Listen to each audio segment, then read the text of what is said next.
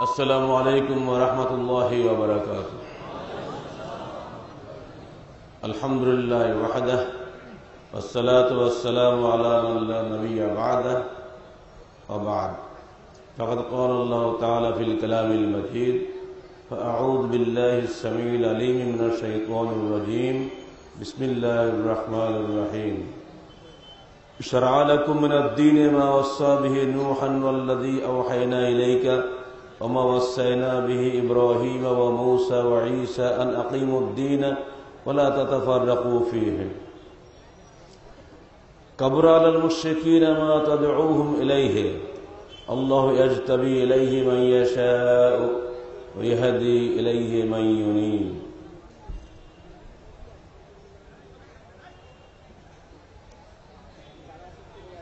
সম্মানিত সভাপতি, উপস্থিত উলামায়ে কেরাম এবং আহলে হাদিস আন্দোলন বাংলাদেশ সাতক্ষীরা সাংগঠনিক জেলার উদ্যোগে আজকে এই বার্ষিক সম্মেলনে সমবেত শ্রোতা মণ্ডলী,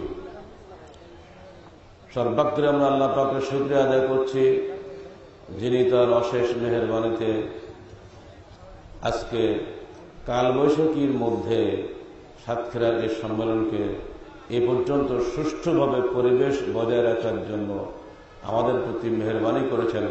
তার জন্য সবাই অন্তর খোলা শুকরিয়া আদায় করে বলুন আলহামদুলিল্লাহ, আলহামদুলিল্লাহ। রাসূলুল্লাহ সাল্লাল্লাহু আলাইহি সাল্লাম বলছেন, যদি বান্দা একবার আলহামদুলিল্লাহ বলে তাহলে এই পৃথিবী এবং আসমানের মধ্যকার পুরো ফাঁকা স্থানটি আল্লাহ পাক তার আমলনামায় নেকি দিয়ে ভরে দেন। আবারও বলুন আলহামদুলিল্লাহ। যদি বৃষ্টি আসতো কি আমরা ঠেকাতে পারতাম?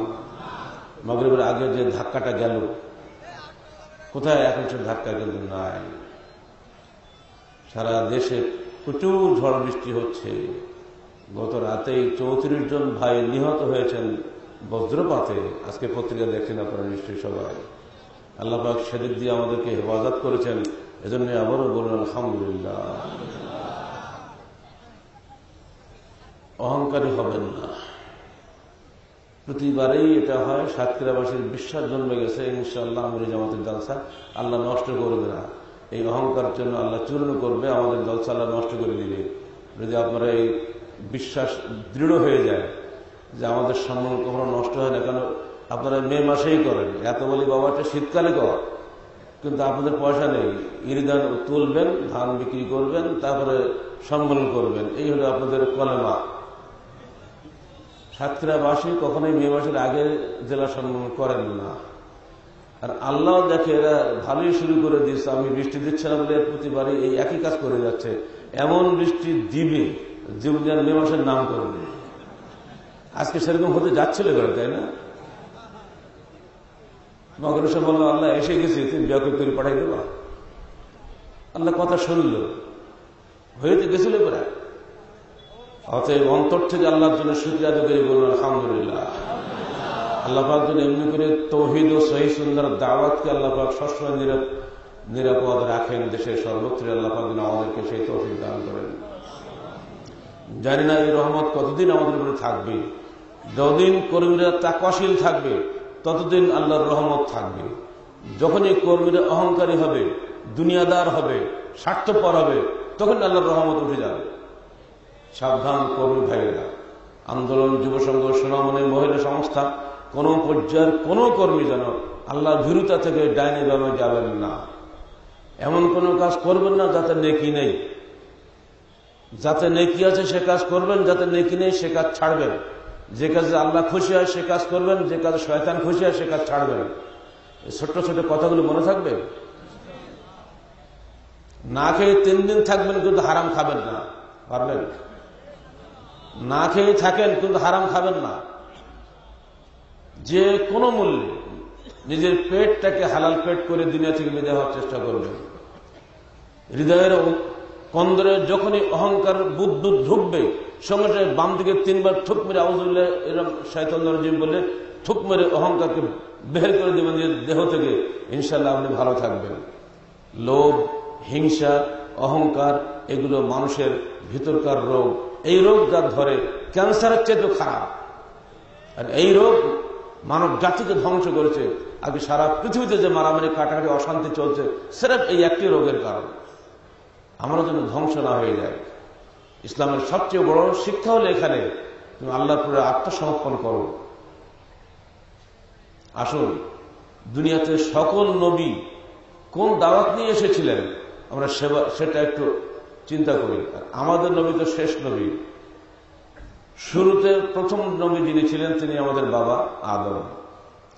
যখন আল্লাহ পাক তাকে জান্নাত থেকে নামিয়ে দিলেন, আল্লাহ পাক তাকে বললেন, দেখো কুল্লা হাবিতু মিনহা জামিয়ান ফাইম্মা ইয়াতিয়ান্নাকুম মিন্নী হুদান ফামান তাবিআ হুদায়া ফালা খাউফুন আলাইহিম ওয়ালা হুম ইয়াহজানুন ওয়াল্লাযীনা কাফারু ওয়া কাযযাবু বিআয়াতিনা উলাইকা আসহাবুন নার হুম ফিহা খালিদুন। সূরা বাকারা পড়ে দেখুন। আমাদের বাবাকে যখন জান্নাত থেকে নামিয়ে দেওয়া হলো, আল্লাহ পাক তাকে বললেন, তোমরা নেমে যাও জান্নাত থেকে, ভয়ের কোনো কারণ নাই।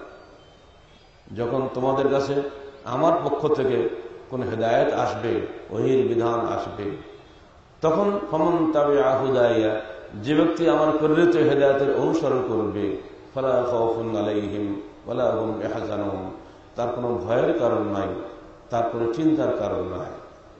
ওয়াল্লাযীনা কাফারু ওয়া কাযযাবু বিআয়াতিনা, কিন্তু যারা আমার এই হেদায়েতকে অস্বীকার করবে এবং মিথ্যা মনে করবে, উলাইকা আসহাবুন নার হুম ফিহা খালিদুন, তারা হবে জাহান্নামের অধিবাসী, সেখানে তারা চিরকাল থাকবে। বাবা আদমকে জান্নাত থেকে বিদায় করার সময় আল্লাহ পাক যে বক্তব্য তাকে দিয়েছিলেন, আদম সন্তান হিসেবে আমাদের প্রত্যেকে সেটা জানাবার জন্য কি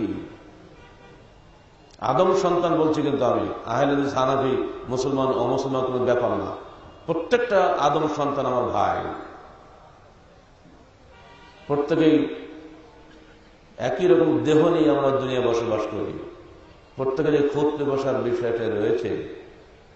সবারই সমস্যা একই, সবারই সমাধান একই, কারণ আমরা একই ব্লাডের তৈরি, একই সৃষ্টিকর্তা থেকে আমরা সৃষ্টি হয়েছি। সেই আল্লাহর বিধান হচ্ছে এই, যখন আমার পক্ষ থেকে কোনো হেদায়েত যাবে, যখন তারা অনুসারী হবে, তাদের কোনো ভয়ের কারণ নেই।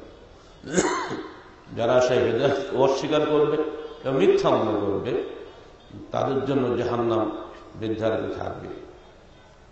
এই আয়াত শুধুমাত্র কোন একটি দলের উদ্দেশ্যে নয়, একজন ব্যক্তির উদ্দেশ্যে নয়, বিশ্ব মানবতার জন্য। সাতক্ষীরাবাসী যারা বসে আছেন এখানে, যিনি যে দল মত ও বর্ণের ব্যক্তি হন না কেন, প্রত্যেকেই আমরা ভাই, কারণ আমাদের বাপ মা এক, ঠিক না? আদম সন্তান হিসেবে এক নয় কি আমরা? পার্থক্য কোথায় গিয়ে? ওই যে পার্থক্যটা আল্লাহ পাক বলে দিচ্ছেন, আমার হেদায়েতের যে অনুসরণ করবে তার কোনো ভয় নেই। হেদায়েতের যারা অনুসরণ করেছে তারা মুসলিম, সেই হেদায়েতের যারা অনুসরণ করেনি, অস্বীকার করেছে, তারা অমুসলিম। কথা কিন্তু খুব সংক্ষেপ, তাই না? মুসলিম যদি সত্যিকার অর্থে হওয়া যায়, আলহামদুলিল্লাহ আমরা জান্নাতে থাকবো। আর যদি আমরা কাফের হয়ে যাই, অর্থাৎ অস্বীকারী হয়ে মিথ্যাবাদী হয়ে যায়, আল্লাহ বাণীকে মিথ্যা মনে করি, এমনকি মুসলিম হওয়ার পরও যদি কপট মুসলিম হই, তাহলে আমরাও কিন্তু ওই জাহান্নামীদের সঙ্গে থাকবো। আমাদের বাঁচার কোনো উপায় নেই। শুধু বিশ্বাস দিয়ে মুক্তি পাওয়া যাবে না, শুধু আমল দিয়ে মুক্তি পাওয়া যাবে না। আমল এবং বিশ্বাস দুটোকে একত্রিত হতে হবে, এরপরে আল্লাহর রহমত লাগবে। সব ঠিক আছে, 2 2 4 সবই ঠিক আছে, এরপরও আপনি দেখছেন আমার ছেলে ফেল করেছে, কিচ্ছু করার নাই। যেসব ছেলেগুলি ফেল করবে তারা অনেকে A+ পেয়েছে, আর যে ছেলে অবশ্যই A+ পাবে সে দেখা যাচ্ছে A+ পায়নি। তকদির আখেরাত সর্বশেষে তকদির বিজয়ী হবে, এখানে আপনার আমার কিছুই করার নাই। এটা হলো বাবা আদমের খবর। এরপর থেকে আল্লাহ দুনিয়াবাসীকে হেদায়েতের জন্য ওই যে বললে ফামান তাবিআ হুদায়া, যে ব্যক্তি আমার হেদায়েতের অনুসরণ করবে, হেদায়েতটা কোথায় পাবো, কিভাবে পাবো? আল্লাহ তো পাঠাবে, তাই না? হেদায়েত তো আমাদের কাছ থেকে আসবে না। আল্লাহর কাছ থেকে যেটাই আসে সেটাই ফ্রেশ। বৃষ্টি পড়ে, বৃষ্টি কি তিতা লাগে, লবণাক্ত মনে হয়? বৃষ্টি পানি ফ্রেশ। অথচ এই বাতাস, দূষিত বাতাসের মধ্য দিয়েই বৃষ্টি তৈরি হয়ে যা নামতেছে, ওই দূষিত জিনিসটা কিন্তু না, বৃষ্টি পানি ফ্রেশ পানি। এই যে হাওয়া ঘুরছে, আমরা যদি নষ্ট না করি, আল্লাহর বাতাস ফ্রেশ। এই যে মাটি, এত বরকতমণ্ডিত জিনিস, এখানে একটা বীজ ফেলবেন, অটোমেটিক্যালি অঙ্কুরোদ্গম হচ্ছে, গাছ তৈরি হচ্ছে, বান্দার জন্য খাদ্য তৈরি হচ্ছে। আজকে সাতক্ষীরার আম সারা বিশ্বে চলে যাচ্ছে। আপনি তো খালি একটা আটি পুঁতেছেন বা একটা কলম লাগিয়েছেন, গাছে আমকে সৃষ্টি করলো, এই আমটাকে আস্তে আস্তে পাকালো, এই আমের মধ্যে কি সুন্দর বিভিন্ন স্বাদ ও গন্ধে বর্ণে আমটাকে সুশোভিত কে করলো? এগুলো কি একবার চিন্তা করে দেখেছেন? বেশি দূর যাওয়ার দরকার নেই। এই যে নিজের পেটটা নিজের সঙ্গে না, পেট আছে তো, দেখেন হাত দিয়ে সবাই, পেট আছে। আর পেটের ভিতরে করেনটা কি?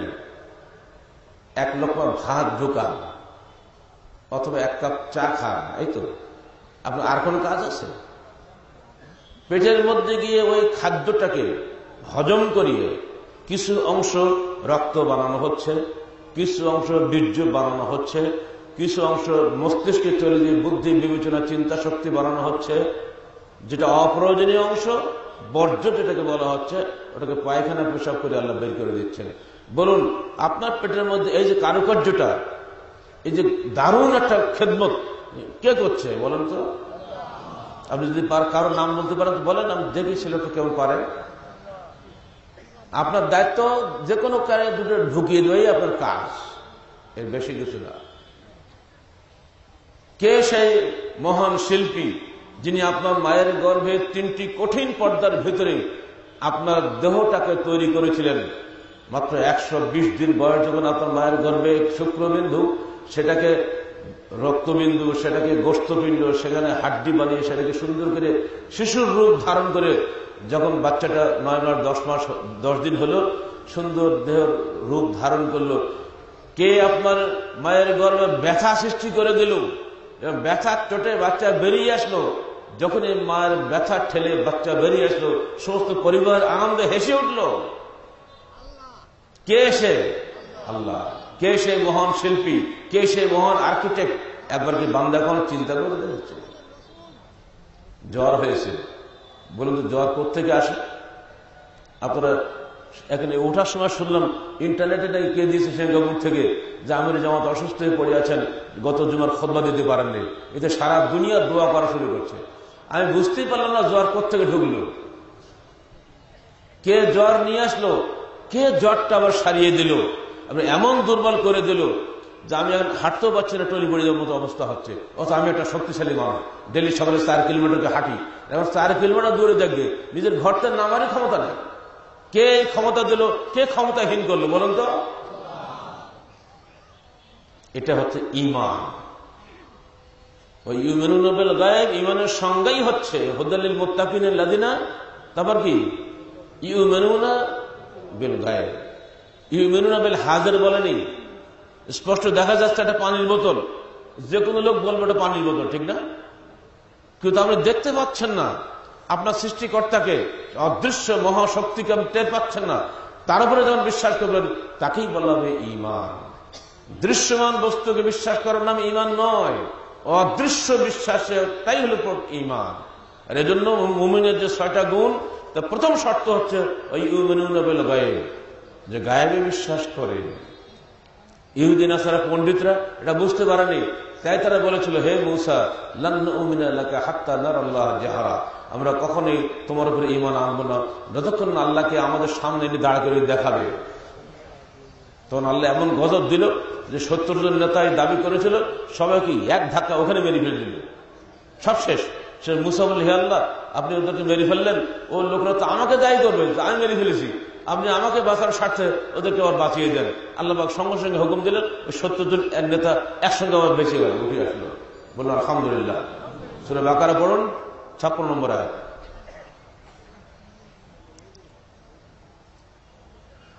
আল্লাহকে প্রত্যক্ষ দেখার ধৃষ্টতা দেখিয়ে ইহুদি নাসারা মগদুব হয়েছে, নাসারারা দলিল হয়েছে। এই জন্য আমাদেরকে সূরা ফাতিহায় এটা পড়ার নির্দেশ দেওয়া হয়েছে, ইহদিনাস সিরাতাল মুস্তাকিম সিরাতাল্লাযীনা আন'আমতা আলাইহিম গায়রিল মাগদুবি আলাইহিম ওয়ালাদ-দাল্লিন। আপনারা পড়েন না?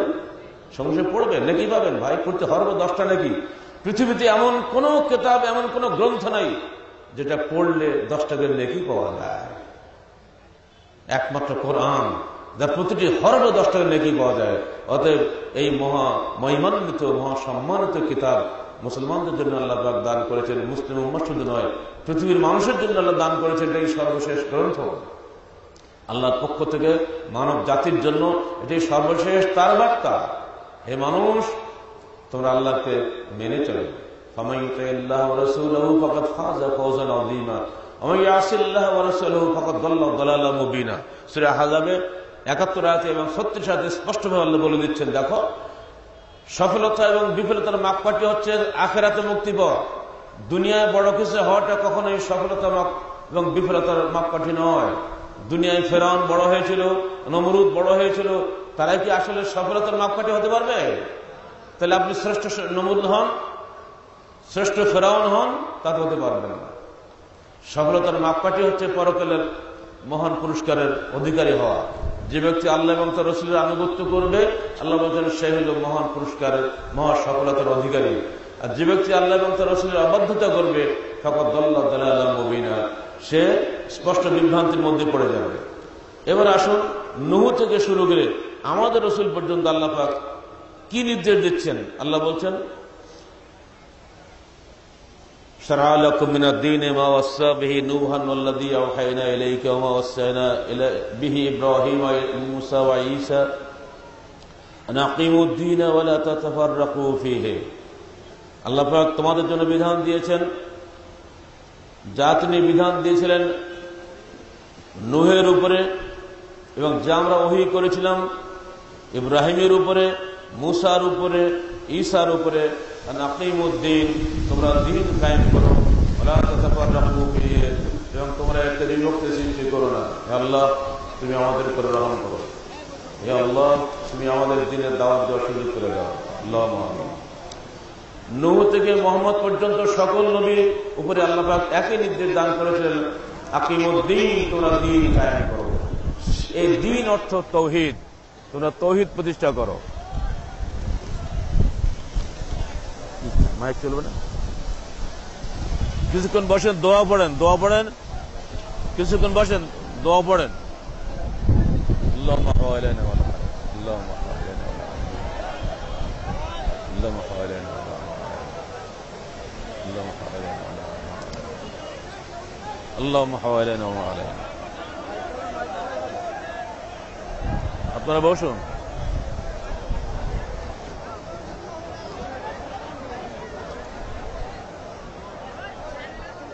মাইকটা চলেন ভাই, ব্যাটারি নেই, মাইকি ব্যাটারি নেই, মাইকি ব্যাটারি নেই।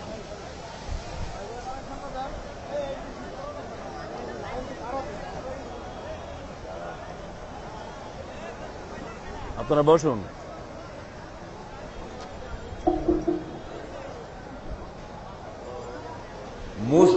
নূহ আলাইহিস সালাম থেকে মুহাম্মদ রাসূলুল্লাহ সাল্লাল্লাহু আলাইহি ওয়াসাল্লাম পর্যন্ত 1,24,000 পয়গম্বর, সকলের কাছে আল্লাহ পাক একটাই নির্দেশ দিয়েছেন, আকিমুদ্দিন, তোমরা দ্বীন কায়েম করো। এই দ্বীন অর্থ তাওহীদ, অর্থাৎ আল্লাহর আনুগত্য, আল্লাহর একত্ব তোমরা প্রতিষ্ঠা করো সমাজে। মানুষ যেন আল্লাহকে ছেড়ে শয়তানের উপাসনা না করে। সকল নবী সেই কাজই করে গিয়েছেন। আল্লাহ বলছেন, এই তো ওয়ালা তাতাফাররাকু ফীহি, এই ব্যাপারে তোমরা যেন মতভেদ করো না। মনে রেখে তো, কাফারা আলাল মুশরিকিনা মা তাদউহুম ইলাইহি, মুশরিকদের উপরে এটা খুবই কঠিন। তোমরা তাদেরকে দাওয়াত দিচ্ছ আল্লাহর দিকে, এই বিষয়টি মুশরিকদের নিকটে খুবই কঠিন। আল্লাহু ইয়াসতাবি ইলাইহি মান ইয়াশা, আল্লাহ যাকে খুশি মনোনীত করেন, ইয়াহদি ইলাইহি মান ইউনিব, যাকে খুশি তিনি আল্লাহর প্রতি অনুগত করেন। ওমা তাতাফাররাকু ইল্লা মিন বা'দি মা জাআহুল ইলমু বাগিয়াম বাইনাহুম, কিন্তু পরবর্তীকালে মানুষ আল্লাহর এই হুকুম মানে নেই, তারা বাগাওয়াত করে, বিদ্রোহ করে, অবাধ্যতা করে, ইলম আসার পরেও, অর্থাৎ আল্লাহর বিধান, ওহীর বিধান আসার পরেও তারা বাগাওয়াত করে এখানে বিভক্তি সৃষ্টি করেছে। ওয়ালাউলা কালিমাতুন সাবাকাত মির রাব্বিকা ইলা আজালিন মুসাম্মা লাকুদিয়া বাইনাহুম, যদি আল্লাহ পাক তাদেরকে নির্দিষ্ট মেয়াদকাল পর্যন্ত রাখার সিদ্ধান্ত না নিতেন, তাহলে তাদের ব্যাপারে আল্লাহ গজবের সিদ্ধান্ত নিয়ে নিতেন। ইন্নাল্লাযিনা উরসিল কিতাবা মিন বাদিহিম লাফি শাক্কিম মিনহু মুরিব, পরবর্তীকালে যারা এই বিষয়ে কিতাব পেয়েছিল, ইহুদি নাসারা, তারা শাক্কি মুরিব, স্পষ্ট সন্দেহের মধ্যে নির্বচিত হয়ে গিয়েছিল। আল্লাহ বলছেন তুমি দুঃখ করো না, ফালিযালিকা ফাদউ ওয়াস্তাকিম কামা উমিরতা। হে মুহাম্মদ সাল্লাল্লাহু আলাইহি সাল্লাম, তুমি দুঃখ করো না, তোমাকে যা নির্দেশ দেওয়া হয়েছে সেটা তুমি দাওয়াত দিয়ে যাও। ওয়াস্তাকিম কামা উমিরতা, তোমার উপরে যেভাবে নির্দেশ দান করা হয়েছে তার উপরে তুমি দৃঢ় থাকো। ওয়ালা তাত্তাবি আহওয়াআহুম, তুমি কোন অবস্থায় অন্যদের খোশ খেয়ালের অনুসরণ করো না।